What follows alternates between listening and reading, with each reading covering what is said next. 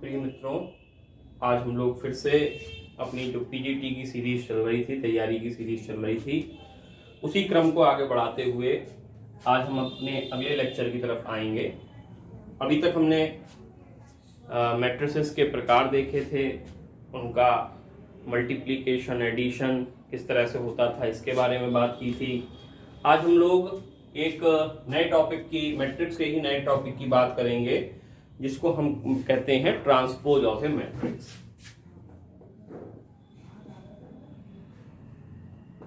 Transpose of a matrix, ये भी काफी इंपॉर्टेंट टॉपिक रहेगा अगर हम एग्जामिनेशन की बात करें, किसी भी कॉम्पिटिटिव एग्जाम की बात करें, तो ट्रांसपोज ऑफ ए मैट्रिक्स भी अपने आप में एक बड़ा इंपॉर्टेंट टॉपिक है।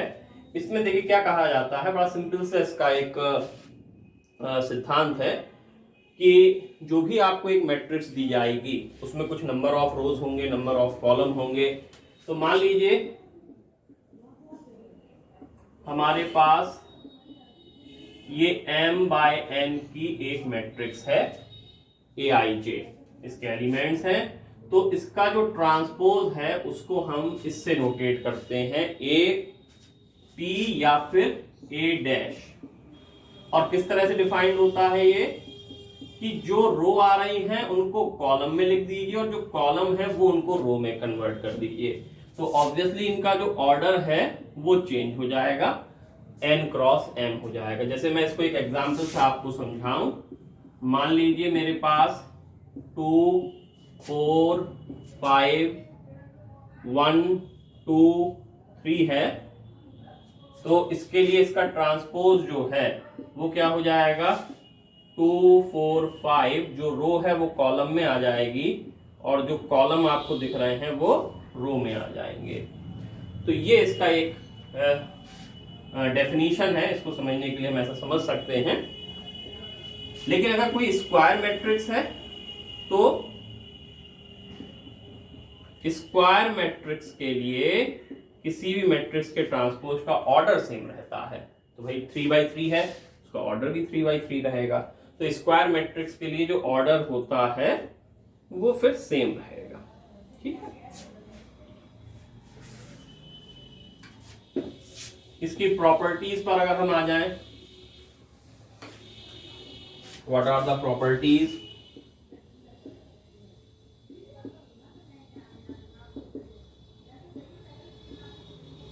तो इसकी प्रॉपर्टीज जो हैं वो क्या है, नंबर फर्स्ट, जैसे अगर हम किसी ट्रांसपोज मैट्रिक्स का ट्रांसपोज करें और उसका फिर से ट्रांसपोज करें, यानी रो को कॉलम में बदला फिर वही ऑपरेशन लगा दिया, तो वापस आपको वही मैट्रिक्स मिलने वाली है। नंबर 2, अगर हम किसी स्केलर से मल्टीप्लाई अगर हम कर रहे हैं और उसका हम ट्रांसपोज निकालें, तो उसका मतलब क्या होगा, k को आप बाहर ले लीजिए और फिर आप उसका ट्रांसपोज कर दीजिए। नंबर 3, किन्हीं दो मैट्रिक्स के एडिशन का अगर हम ट्रांसपोज निकालते हैं तो वो उनके अलग अलग ट्रांसपोज के बराबर होता है। और ये बड़ा इंपॉर्टेंट, मल्टीप्लिकेशन में बड़ा इंपॉर्टेंट रिजल्ट है इसका कि ए बी ट्रांसपोज किसके बराबर होगा, बी ट्रांसपोज ए ट्रांसपोज के बराबर होगा। रिवर्स हो जाता है, ये रिवर्सल लॉ फॉलो करता है। तो याद रखिएगा, मल्टीप्लिकेशन में जो ट्रांसपोज होता है वो रिवर्स हो जाता है, रिवर्सल लॉ फॉलो करता है। ये बड़ा इंपॉर्टेंट पॉइंट है। अब उसके बाद ये सब करने के बाद हम एक ऐसे पॉइंट पर चलते हैं, ऐसे टॉपिक पर चलते हैं जो क्या है, symmetric and skew symmetric matrix.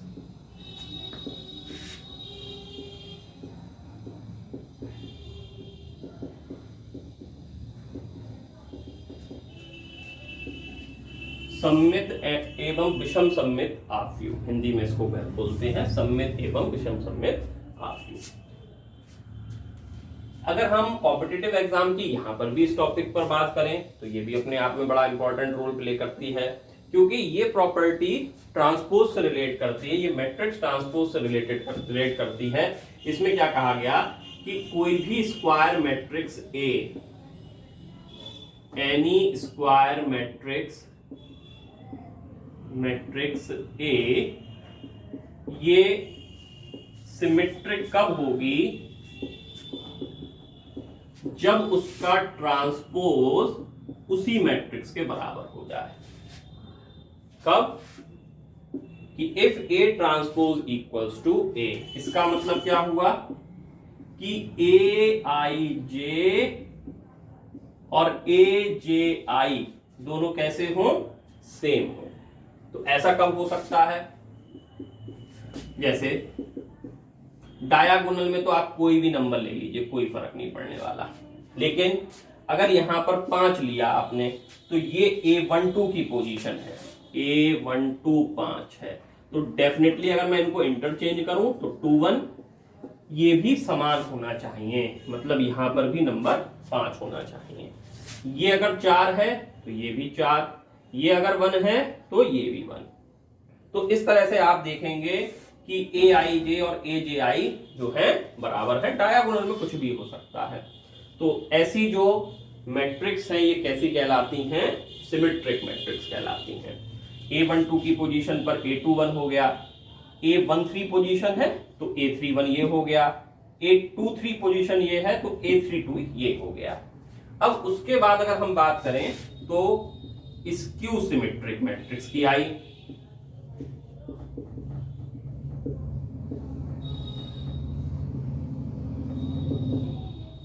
ये मैट्रिक्स क्या होती है?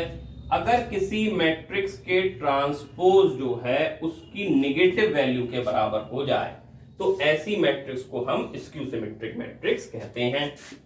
इसका मतलब ए आई जे किसके बराबर होगा? कोई एलिमेंट ए आई जे किसके बराबर होगा? मान लीजिए, चलिए इस फॉर्म में लिख लेते हैं, नेगेटिव ऑफ ए जे आई। तो ये कब संभव है? बड़ी सिंपल सी बात है। देखिए थोड़ा सा ध्यान देंगे कि अगर यहां पर ही इसी में डायगोनल एलिमेंट्स की बात की जाए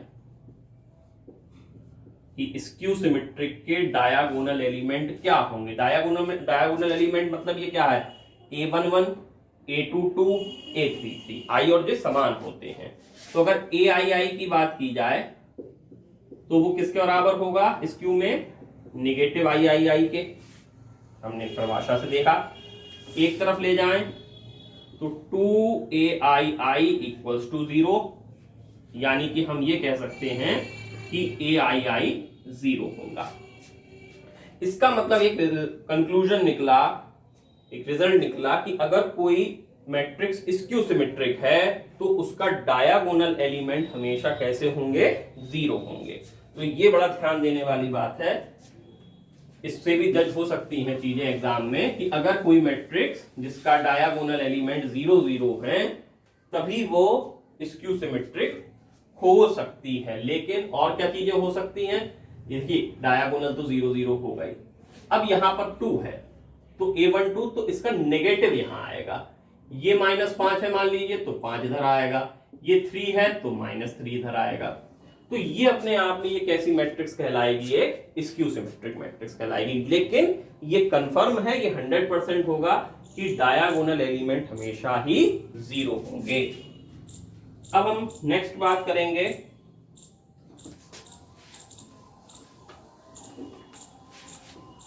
अगले पॉइंट पर हम आएंगे।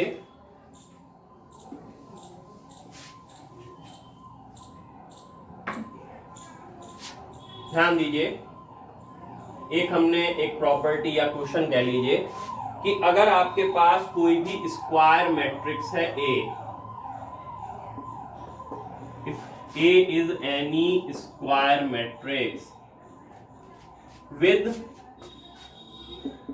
real entries, मतलब जो भी उसके अंदर अवयव आ रहे हैं, एलिमेंट्स आ रहे हैं, वो सब वास्तविक है, रियल हैं, नंबर्स हैं कोई, then A plus A transpose ये हमेशा ही सिमेट्रिक मैट्रिक्स होगी। और A माइनस ए ट्रांसपोज जो है ये हमेशा स्क्यू सिमेट्रिक मैट्रिक्स होगी। अब ये बात कैसे, देखिए एग्जाम में बहुत ध्यान से सुनिएगा ये बात, एग्जाम में आपको 1 से 2 क्वेश्चन हमेशा ऐसे मिलेंगे जिसमें आपको ये बताना होगा कि ये मैट्रिक्स है क्या, ऑप्शंस दिए गए होंगे। तो जब भी ऐसा कुछ आए हमें बेसिक चीजें नहीं भूलना है। मान लीजिए हमें नहीं पता कि ये सिमेट्रिक होता है, ये भी नहीं पता स्क्यू सिमेट्रिक होता है, तो हमें जो भी मैट्रिक्स दी जाए उसके लिए आपको क्या करना है, जैसे आपको ये दिखाना है कि ये मैट्रिक्स क्या होगी, चलिए तो आपको क्या करना है, उस मैट्रिक्स का ट्रांसपोज कर दीजिए। आपने ट्रांसपोज उठा के कर दिया, फिर आपको प्रॉपर्टी पता होना चाहिए कि a प्लस बी अगर कोई मैट्रिक्स है उसका ट्रांसपोज हम करें तो वो अलग अलग ट्रांसपोज के बराबर होता है। तो मतलब a का ट्रांसपोज कर दें हम, और वापस ये जो a ट्रांसपोज है इसका भी ट्रांसपोज कर दें, ठीक है। तो a ट्रांसपोज और a ट्रांसपोज का ट्रांसपोज a, और अगर a प्लस बी मैट्रिक्स है तो उसको हम b प्लस ए, चाहे कैसे भी आप ऐड कर लीजिए, तो a प्लस ए डैश भी लिख सकते हैं, इसको ट्रांसपोज लिख सकते हैं। इसका मतलब ये हुआ कि इस मैट्रिक्स का ट्रांसपोज इसी के बराबर आ गया, और ये चीज किसके लिए होती है, सिमेट्रिक के लिए। सो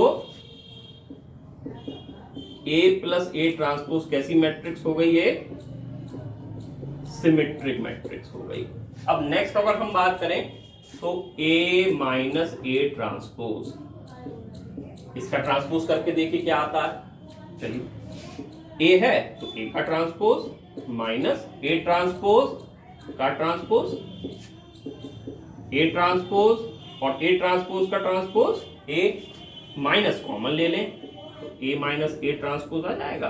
तो देखिए इसका जो ट्रांसपोज है वो निगेटिव इसी के बराबर आ गया। तो ये किसकी परिभाषा होती है, स्क्यू सिमेट्रिक की। तो इसका मतलब ये हो गया कि a माइनस ए ट्रांसपोज ये किसके बराबर होगा, स्क्यू सिमेट्रिक मैट्रिक्स के बराबर। Is it clear? अब अगली अगर हम बात करें तो इस तरह से ये जरूरी नहीं कि यही क्वेश्चन है, ऐसे बहुत क्वेश्चन आपको देखने को मिल सकते हैं जहां पर आपको पूछा जाए कि ये मैट्रिक्स है कैसी। तो बस आपको क्या करना है, जो मैट्रिक्स आपको पूछी जाए उसका ट्रांसपोज कर दीजिए। अगर वो उसी के बराबर आता है तो सिमेट्रिक, और उसके नेगेटिव के बराबर आता है तो skew symmetric. Simple.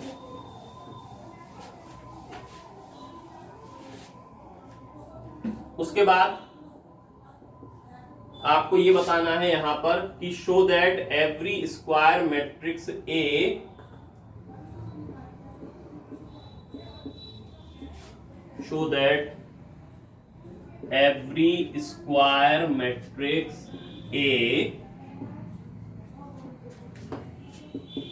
can be expressed as the sum of symmetric matrix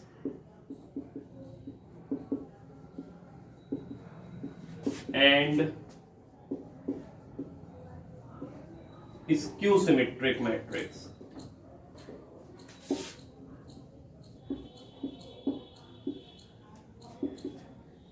तो कोई भी मैट्रिक्स ए जो है वो सिमेट्रिक मैट्रिक्स और स्क्यू सिमेट्रिक मैट्रिक्स के सम के रूप में लिखी जा सकती है। ऐसा कैसे हम कर सकते हैं, देखिए ए कोई मान लीजिए स्क्वायर मैट्रिक्स है, क्या हम उसको ऐसा लिख सकते हैं, ए प्लस ए ट्रांसपोज। और अभी हमने देखा था ये मैट्रिक्स कैसी आती है, सिमेट्रिक आती है, इससे पहले ही देखा था। और इसमें से ये ऐड कर दें a माइनस ए डैश। तो अगर हम ऐसा करते हैं तो a डैश से a डैश कैंसिल हो जाएगा, बचेगा क्या 1/2, 2a बचेगा, उसको बैलेंस करने के लिए 1/2 लिख दिया। या फिर ऐसा लिख दें half a plus A dash half a minus A dash. ये अपने आप में कैसी मैट्रिक है, सिमेट्रिक। और ये कैसी मैट्रिक्स है, स्क्यू सिमेट्रिक। तो इस तरह से ये सिमेट्रिक और ये स्क्यू सिमेट्रिक मैट्रिक्स, अगर 1/2 है तो वो एक स्केलर है, और स्केलर के मल्टीप्लीकेशन से प्रॉपर्टी पर कोई असर नहीं होता, ये हमें पता है। तो इसका मतलब कोई भी स्क्वायर मैट्रिक्स इन दोनों के सम के रूप में हमेशा ही लिखी जा सकती है। नेक्स्ट आइए,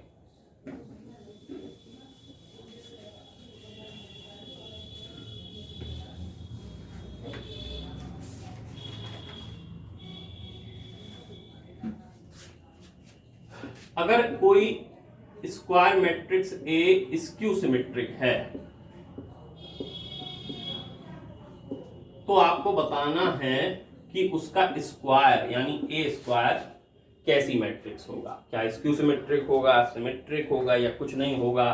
तो चलिए इस पर हम बात कर लेते हैं। तो अगर ए हमारी स्क्यू सिमेट्रिक है तो इसका मतलब क्या हो गया, ए ट्रांसपोज नेगेटिव ए के बराबर हो गया। ये बात सही। अगर हम बोथ साइड स्क्वायर कर दें, ये स्क्वायर, इसको हम ऐसा भी लिख सकते हैं, ए स्क्वायर का ट्रांसपोज, कोई दिक्कत नहीं होनी चाहिए। ये किसके बराबर, ए स्क्वायर। तो आपको समझ में आ जाना चाहिए कि ए स्क्वायर का ट्रांसपोज किसके बराबर हो गया, ए स्क्वायर के।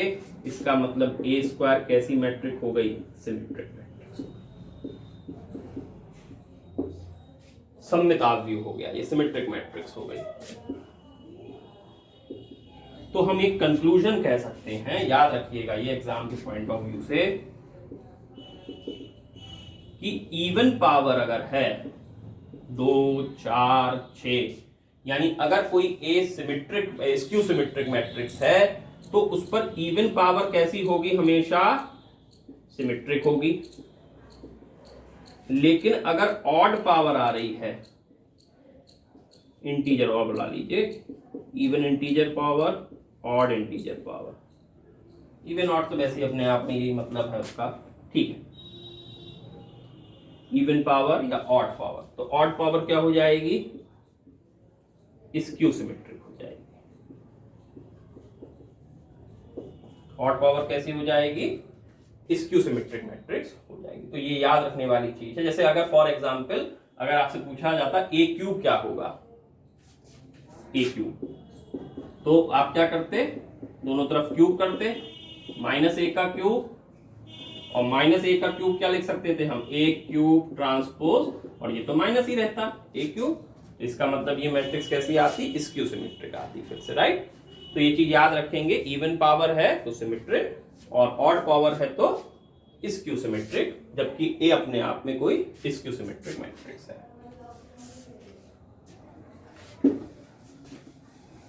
नेक्स्ट हम कुछ क्वेश्चंस पर और बढ़ते हैं। ये अभी दिल्ली बोर्ड का जो एग्जाम था उसमें ये क्वेश्चन पूछा गया था, दिल्ली का पीजीटी जो हुआ था उसमें ये सवाल पूछा गया था कि इफ 2a + 3b ये बराबर है 2 - 1 4 3 2 5 and a + 2b 5 0 3 1 6 2, then find b। तो आपको b निकालना है। देखिए जब भी एग्जाम में ऐसा क्वेश्चन आए, और हर बार आता है और आएगा, तो आपको सिंपल क्या करना है, जो चीज आपको, ये बड़ा ध्यान से सुनिएगा, जो चीज आपको पूछी गई है, बी पूछा गया है, आपको सिंपल क्या करना है, दोनों मैट्रिक्स के बी के अलावा जो भी कोफिशिएंट आ रहा है, जैसे ए आ रहा है तो कौन सा वेरिएबल आ रहा है, ए आ रहा है, उसके कोफिशिएंट आप बराबर कर दीजिए।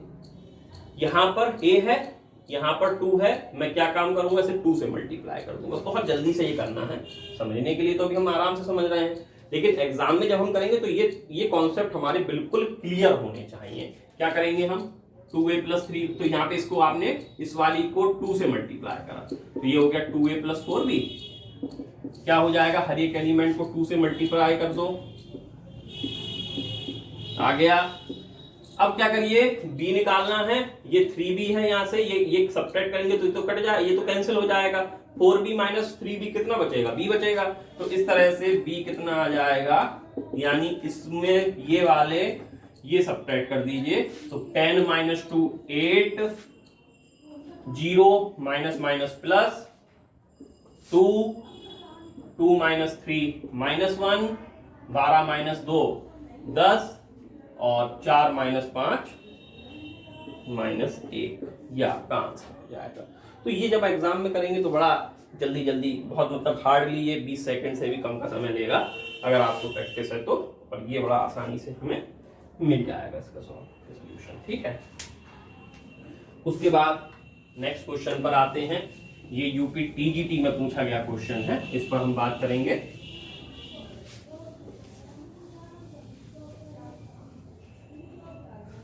दिया गया है if a equals to 1 minus 3 2k and a square minus 4a plus 10i equals to a, find k निकालना है। ये भी ट्रिकी क्वेश्चन है, ट्रिकी इन द सेंस थोड़ा सा मैं बता देता हूं। यहां पर देखिए 20 सेकंड का सॉल्व होने वाला क्वेश्चन जनरली नहीं है ये, लेकिन क्या करेंगे देखिए, अगर इस वाली इक्वेशन को हम देखें तो एक तरफ ले जा सकते हैं इसको a को, तो a square minus 5a plus 10i 0, पर इतना भी समय नहीं लेगा अगर जल्दी अगर आपको प्रैक्टिस है तो। a आपको दिया गया है, a स्क्वायर निकाल लीजिए, इसी से आपस में मल्टीप्लाई कर दीजिए, और जब आप इसका मल्टीप्लीकेशन करेंगे तो 1 माइनस 6 माइनस 5 माइनस 3 के 2 प्लस 2k, और इसको जब करेंगे हम तो माइनस 6 प्लस k स्क्वायर आ जाएगा। अब जो इक्वेशन 1 है उसमें ये वैल्यू लगा दीजिए, तो मैं इसी को यूज कर ले रहा हूं, a स्क्वायर तो है ही है, तो a स्क्वायर माइनस 5a। तो अब एक काम करिए, 5 से मल्टीप्लाई भी करते जाइए, 5 माइनस 15 10 5k, ये आ जाएगा, ये हो जाएगा। फिर और इक्वेशन क्या थी, 10i, इसको भी आप कर लीजिए, 10 0 0 10, ये समझ में आ जाएगा होप सो। 10 है 1 0 0 1, 10 को अंदर ले गए। थोड़ा सा हम क्योंकि कॉम्पिटिशन्स की बात कर रहे हैं तो इसलिए जितना स्टेप कम हो उतने स्टेप में कम करने की प्रैक्टिस ही डालिए। तो ये 0। अब आपको ये सब कुछ नहीं करना, कुछ सॉल्व नहीं करना, आपको क्या निकालना था, के निकालना था। सबसे सिंपलेस्ट जहां के आ रहा हो उसको पकड़ लीजिए, जैसे ये वाला, तो 2 प्लस 2k ये आ गया, और यहां पर क्या है माइनस 10 है, ये 0 है, 0, ये सब 0 के बराबर होगा। तो इस तरह से 2k माइनस 8 0 आ गया, तो 2k 8 यानी k कितना 4, और ये आपका। तो इस तरह से देखिए मैं कहां पे फंस सकते थे, अगर आप कोई पूरा सॉल्व करने बैठ जाता तो ये तो एक समय बर्बाद होता, कोई ये पकड़ लेता तब भी आंसर आता। तो k की 2 वैल्यूज होती हैं क्योंकि क्वाड्रेटिक है, तो उसमें से वो जो कॉमन है उसको हम चूज करेंगे। तो उससे अच्छा क्या था कि जो सिंपलेस्ट चीज है आप एग्जामिनेशन में उसको पकड़िए, सबसे ज्यादा सिंपलेस्ट यही बनेगा। देखिए माइनस, इसको भी ले सकते थे, minus 3k minus 15 plus 0 equals to 0। ठीक है, देख लेते हैं, माइनस 3k, और इस पोजीशन पे क्या है, ये माइनस माइनस प्लस हो जाएगा, प्लस 15, फिर 0 है, और ये बराबर 0 के, तो माइनस 3k और plus 12 equals to 0, 3k equals to 12, k equals to 4, result आएगा आपके पास। तो जो भी आपको सिंपलेस्ट वैल्यू जहां से समझ में आ रहा है वो आप रखिए और जल्दी से अपना आंसर निकालिए। नेक्स्ट हम बात करेंगे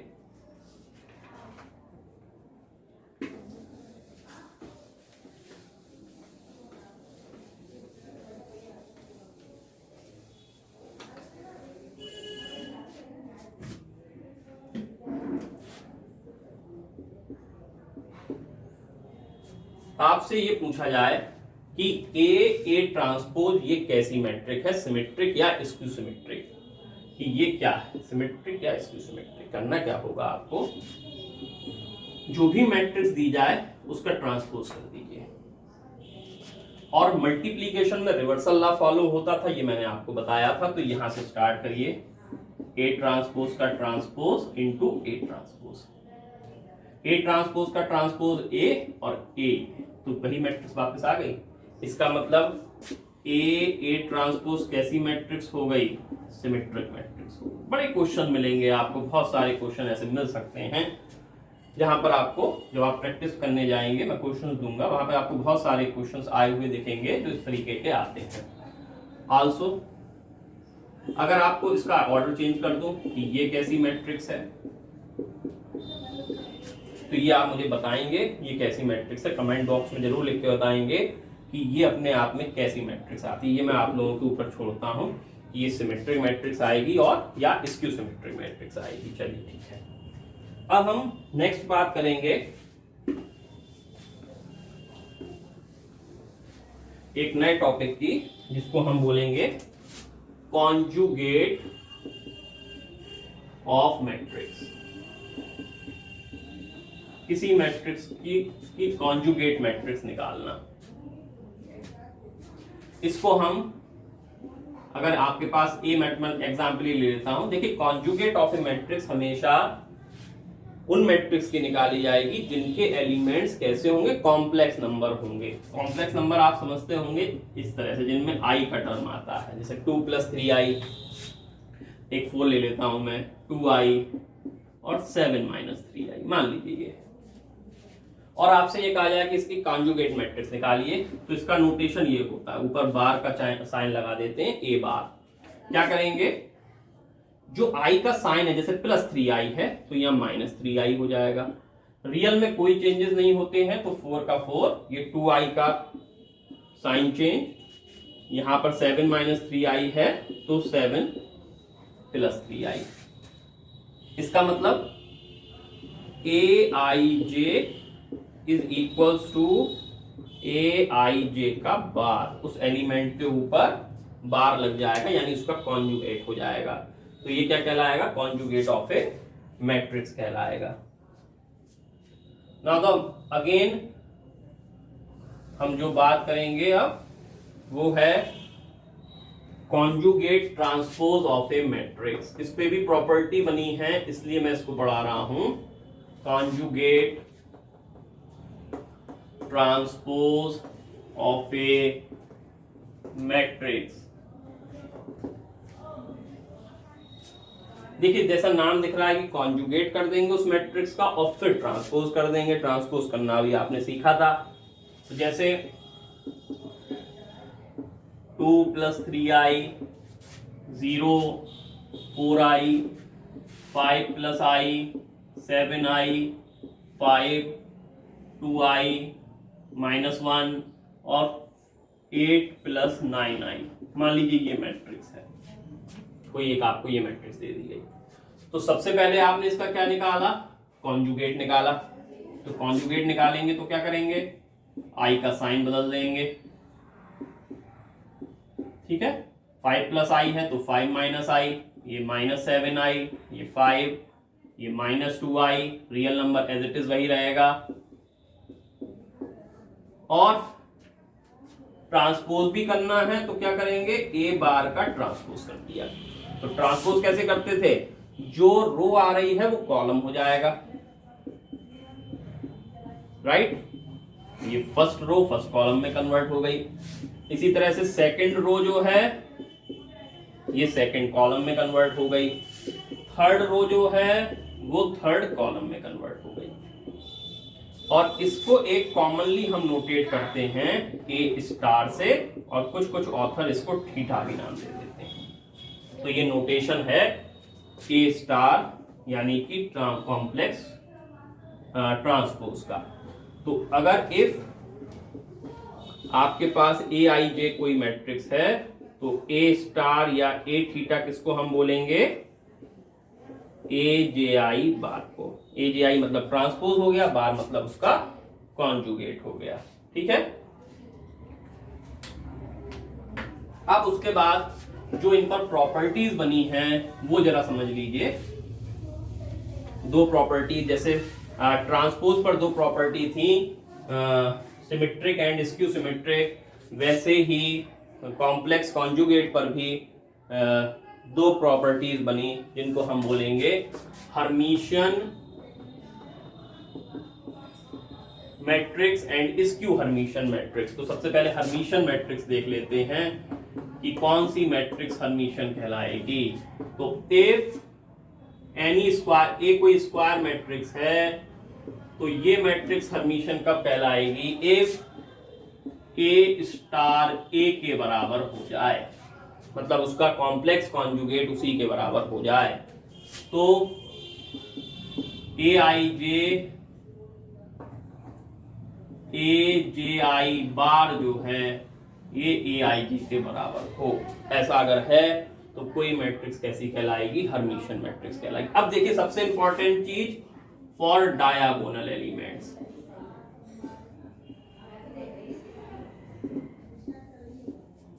तो A I bar A I diagonal element है तो जे की जगह आई, मैंने इसी वाले फॉर्मूले में ऐसा लिख दिया। एक तरफ ले जाएं, ए आई माइनस ए आई का बार, ये 0 हो जाए।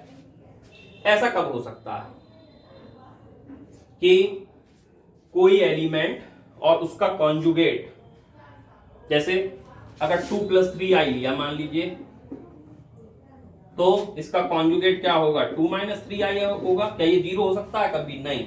ये तभी संभव है जबकि ए आई कैसा हो? प्योरली रियल हो, क्योंकि रियल का ही कॉन्जुगेट रियल होता है। जैसे अगर ए आई 4 आया सपोज, तो उसका कॉन्जुगेट 4, तो 4 - 4 0, ये सेटिस्फाइड हो रहा है।